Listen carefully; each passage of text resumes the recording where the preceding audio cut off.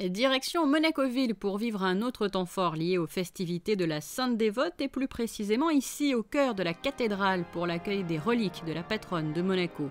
Au sein de l'édifice débute la messe solennelle, messe à laquelle assiste son Altesse Sérénissime, le prince Albert II, le ministre d'État, ainsi que plusieurs hautes personnalités monégasques. En fin de matinée commence alors la procession à travers les ruelles de Monaco-Ville, escortée par les carabiniers du prince. Un hommage sur la place du Palais est alors rendu.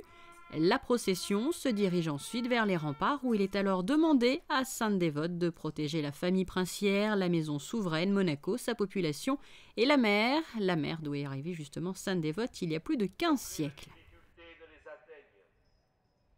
24 heures plus tôt, la patronne de Monaco était aussi à l'honneur, non plus sur le rocher, mais dans l'église qui porte son nom, à travers la messe des traditions en langue monégasque. C'est la première partie puisqu'il y a cette messe des traditions en langue monégasque. Ensuite, le soir, nous avons ici une cérémonie où on brûle la barque et le lendemain, c'est à la cathédrale. Donc c'est vraiment l'ouverture des festivités et des célébrations de Sainte-Dévote.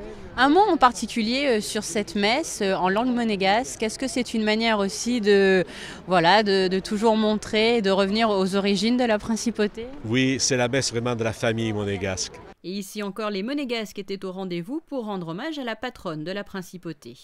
Il y a bon nombre d'années que je suis à Monaco et chaque fois, rarement j'ai manqué la célébration des fêtes en principauté de Monaco. Voilà, c'est parce que c'est vraiment une tradition qui nous tient à cœur. Ça fait partie de notre vie de monégasque, ça fait partie de notre vie tout simplement.